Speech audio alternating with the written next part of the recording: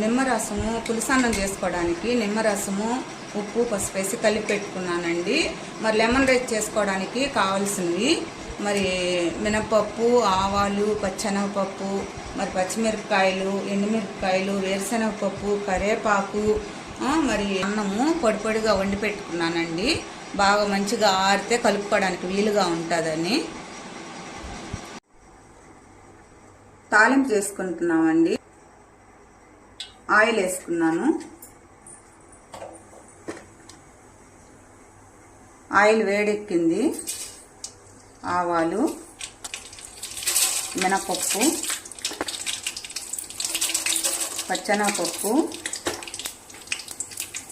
జీలకర్ర, వేరుశనగపప్పులు, ఎండుమిరపకాయలు అన్నీ వేసేసుకున్నాం.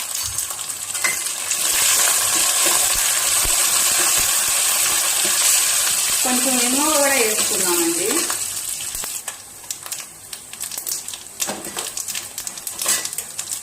పచ్చిమిరపకాయలు, కరివేపాకు,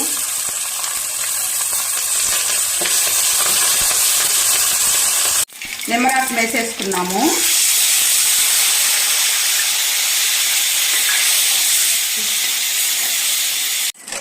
పులుసు ఉడిగిపోయిందండి. ఇప్పుడు దీంట్లో అన్నం వేసి కలుపుకున్నాము.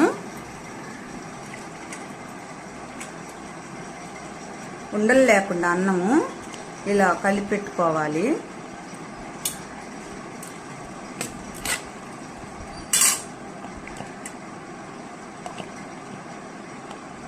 పొడి పొడిగా కలుపుకుంటే లెమన్ రైస్కి మంచిగా వస్తుంది ఆరితే అన్నము. లెమన్ రైస్ రెడీ అయిపోయిందండి. బాగా కలుపుకున్నాము. కొంచెం కొత్తిమీర వేసుకున్నాము.